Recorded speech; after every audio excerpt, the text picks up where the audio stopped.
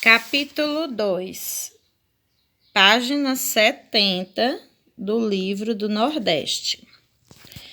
Como você estudou no capítulo anterior, o motivo inicial da viagem de Pedro Álvares Cabral e sua tripulação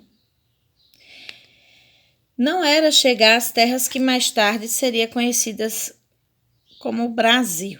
Muitos historiadores acreditam que o rei de Portugal na época, o Dom Manuel, que já sabia que tinha terra para cá, né? Porque anos antes foi dividida essas terras entre Portugal e Espanha com o Tratado de Tordesilhas, que passava bem por aqui. Então, muitos historiadores acreditam que o rei de Portugal na época, Dom Manuel, já sabia da existência de terras desse lado do Atlântico. Outros ainda insistem em dizer que as terras foram encontradas por acaso. Sei. O que ninguém pode contestar é que foi no Nordeste das terras encontradas que esses portugueses aportaram pela primeira vez, certo? Em Porto Seguro. Observe abaixo a rota de viagem de Pedro Álvares Cabral em 1500. O encontro entre indígenas e portugueses. A história, eu vou ler aqui do segundo parágrafo. A história do Brasil e do Nordeste, do nosso país, não começou com a chegada dos portugueses, mas, sem dúvida, o encontro desses povos com culturas tão diferentes, que era a dos índios que tinha aqui, né, mudaria para sempre. Tanto a história dos povos que por aqui habitavam, como a história das pessoas que aqui chegaram. Isso transformaria também o espaço ocupado pelos indígenas até então. A esquadra comandada por Pedro Álvares Cabral chegou ao litoral da atual cidade de Porto Seguro, na Bahia, em 22 de abril de 1500. Brasil, sublime inspiração de Pedro Álvares Cabral. Vamos lá. Quando tripulantes daquela esquadra que haviam chegado no Porto de Belém no dia 8 de março, avistaram um monte que recebeu deles o nome Monte Pascoal, porque era Páscoa. Antes mesmo de desembarcar das caravelas, os navegantes viram alguns homens nus caminhando à beira-mar. Sabemos isso e outras informações porque um dos tripulantes da esquadra de Cabral, Pero Vaz de Caminha, que era responsável por registrar os acontecimentos importantes que ocorriam durante a viagem, escreveu uma carta comunicando esse fato ao rei Dom Manuel. A carta, escrita por Pero Vaz de Caminha, é uma importante fonte histórica. Que tipo de fonte ela é? Uma carta. Ela é uma fonte oral, escrita, imagética, como é. Então, pois nela é uma fonte escrita, né? Estão registradas as principais impressões que os tripulantes da esquadra comandada por Pedro Álvares Cabral tiveram da terra encontrada e dos habitantes que nela moravam. Olha um pedacinho da carta que foi digitada aqui do Pero Vaz de Caminha. Ele falando dos índios que eles viram aqui, os povos nativos. Lembrando aqui do lado, que a gente estudou isso no começo do ano, que fonte histórica ou documento histórico contém informações importantes que nos permitem conhecer fatos ocorridos no passado. É por meio dessas fontes que o historiador conhece melhor o passado, suas mudanças e permanências. São exemplos de fontes históricas, mapas, textos, fotos, objetos, obras de arte. A gente estudou isso, né? Então, vamos lá ver um pouquinho aqui do trecho da carta de Pero Vaz de Caminha aí no final da página 71.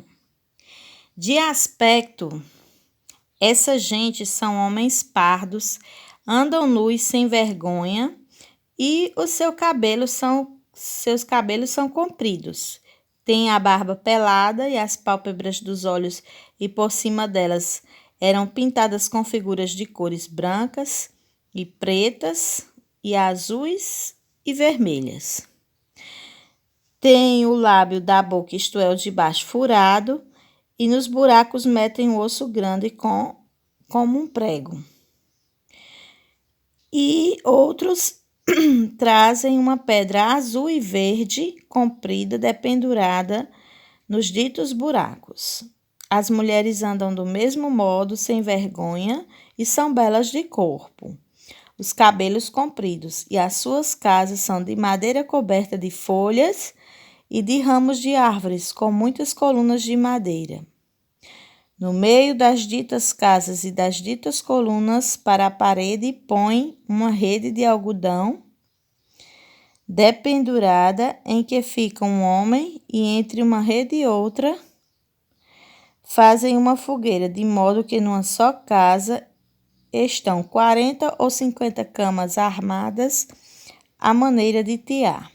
Quer dizer, essas camas armadas que eu falei é a rede. São as redes.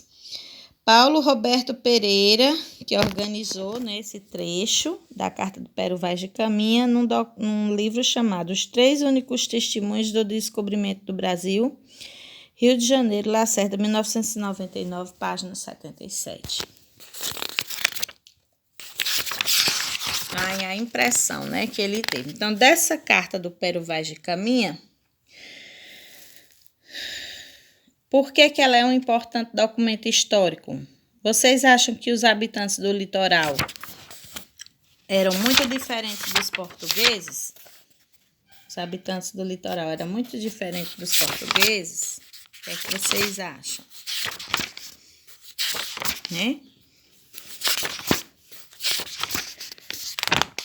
Peraí, pessoal, deixa eu me achar aqui na página.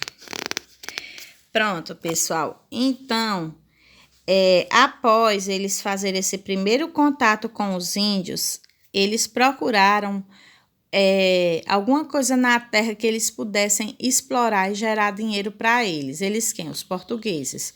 Porque na parte espanhola, eles já tinham encontrado prata e ouro. E era isso que os portugueses procuravam aqui no Brasil. A princípio, eles não encontraram nada, mas encontraram uma árvore,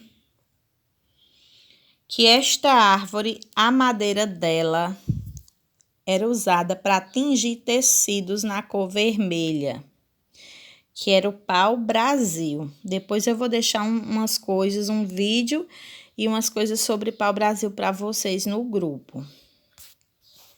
Então, tinha muito esse pau, essa árvore na Mata Atlântica. E aí eles começaram a desmatar a Mata Atlântica, que eles começaram a vir para cá buscar essas árvores. Chama Brasil porque isso o livro não vai dizer para vocês. Quem comercializava esse pau-brasil com Portugal era um cristão novo. Que é um cristão novo? É um judeu chamado Barzilai. E também aí a madeira de Barzilai virou Brasil. E também, pessoal, é uma madeira vermelha que parece aquelas brasas vivas, acesas das fogueiras. Então, quando você vê a madeira por dentro, que é toda vermelhinha, você vai entender que parece uma brasa acesa de uma fogueira. Brasil, de brasa também. Então, tem essas duas explicações que se complementam uma com a outra. Então, a primeira riqueza explorada da terra foi o pau-brasil. Vários motivos contribuíram para que o rei de Portugal não se preocupasse muito com a ocupação das terras encontradas por Pedro Álvares Cabral. Não foi assim que Pedro Álvares Cabral, eu não acredito nessa versão portuguesa que ele veio para aqui por engano, não. Eu acredito no que a maioria dos historiadores acredita, que eles vieram de propósito. Sim, Cabral realmente saiu para ir para Calicut, nas Índias, que de fato, depois de passar aqui, ele foi para Calicut, nas Índias, e conseguiu estabelecer as relações comerciais lá. Mas ele veio para o Brasil de propósito para oficializar a posse de Portugal sobre essas terras aqui. E sempre dizendo, descobrir novas terras. Como se o índio não fosse gente, o índio que é o povo nativo daqui. como se ele não fosse gente, né, e não tivesse direito nessas terras aqui. E outra, quem disse que o mundo era só de Portugal e Espanha, né? Tinha outras nações que não estavam tão avançadas na parte das navegações que começaram a brigar para ter o direito de explorar isso aqui também, certo? Então, Portugal, ele em 22 de abril de 1500, através de Pedro Álvares Cabral, simplesmente oficializou a posse do Brasil. Ele não descobriu o Brasil, ele veio conquistar o Brasil definitivamente para Portugal, oficializar uma posse, certo? Mas assim que eles vieram, eles não vieram logo morar aqui, se estabelecer e começar a se preocupar em gerar dinheiro aqui nessas terras, não. Passou mais de 30 anos para eles se preocuparem em fazer isso. Então, vamos ler aqui o texto. Vários motivos, a primeira riqueza explorada da terra, o pau-brasil. Vários motivos contribuíram para que o rei de Portugal não se preocupasse muito com a ocupação das terras encontradas por Pedro Álvares Cabral. O interesse continuava sendo a comercialização de produtos com o Oriente, as especiarias, né? Para onde as especiarias e as mercadorias de luxo. O interesse continuava sendo a comercialização de produtos com o Oriente, para onde estavam voltados os esforços dos grandes comerciantes e navegantes portugueses. As diferenças culturais entre os indígenas, que já habitavam o território, e os recém-chegados europeus também dificultavam a ocupação do território. Outra língua, os índios com aquele costume de andar pelado. Outro motivo do desinteresse dos portugueses é que eles não descobriram de imediato as minas de ouro e as pedras preciosas que imaginavam existir nas terras encontradas.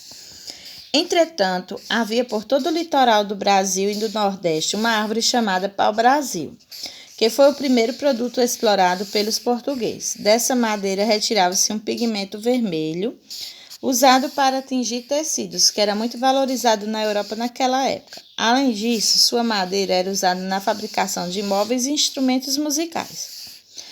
O pau de tinta, como também era chamado, de melhor qualidade, era encontrado na costa dos atuais estados de Pernambuco, Paraíba e Alagoas. Por isso era também chamado de pau pernambucano.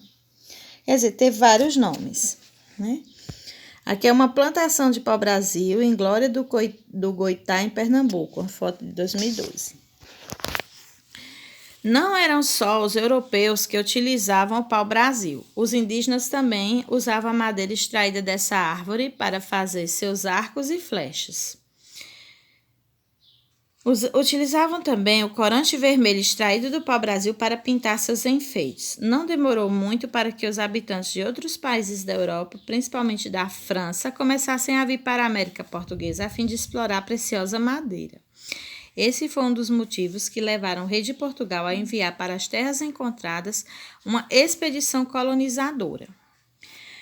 Quer dizer, até aqui, pessoal, as expedições que vinham de Portugal, e para quem não sabe o que é expedição, é a organização da viagem da esquadra de navios para ir para algum lugar, é a viagem, certo? As expedições portuguesas que vinham para cá eram apenas exploradoras. Elas vinham, pegavam o pau-brasil e ia-se embora. E quem era que já deixava o pau-brasil bem cortadinho para eles levarem? Os indígenas. Os indígenas, eles já deixavam o pau-brasil cortadinho, faziam uma cabaninha e botavam a madeira guardada nessa cabaninha para esperar os portugueses entregarem para chegar. Essas cabaninhas, elas não serviam só para guardar a madeira, elas serviam para os portugueses descansarem, comerem, para poder voltar. Eram as feitorias, era chamada de feitorias. E por que os índios trabalhavam desse tanto para os portugueses? Porque eles praticavam o escambo, que é a troca de mercadoria. Eles trocavam essa madeira com os portugueses por bugiganga, que os índios não sabiam que não valia nada, que não tinha valor de nada, mas para os índios era interessante demais. Era uma faca, era um espelho, era coisas que que os portugueses tinham, que eles nunca tinham visto e que interessava a eles, certo?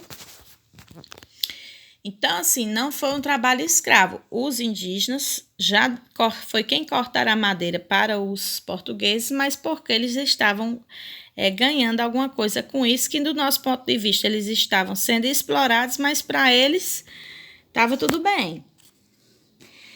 Então, quando outros países como a França também começaram a vir fazer troca dessa madeira com os indígenas aqui, Portugal disse, opa!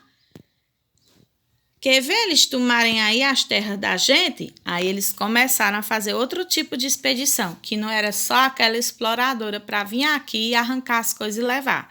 Já foi a expedição colonizadora. Isto é, este foi um dos principais motivos, né? Que o rei de França começou a mandar gente para a América. Então, Portugal começou a enviar para as terras encontradas uma expedição colonizadora, isto é, pessoas que deveriam morar nas terras encontradas, plantar e explorar as riquezas locais. Tá bom? Então, nós vamos ficar por aqui e eu vou passar a agenda de casa para vocês e um vídeo de apoio sobre esses tipos de expedições que Portugal mandou para cá. Tá bom? Beijos! Ainda teve as expedições guarda-costeiras, que eram justamente tipo policiar. Não é que eles eram policiais, eles vinham fazer o trabalho do policial. Eram embarcações portuguesas que vinham para a costa do Brasil para expulsar esse pessoal de outro país que vinha para cá também para explorar.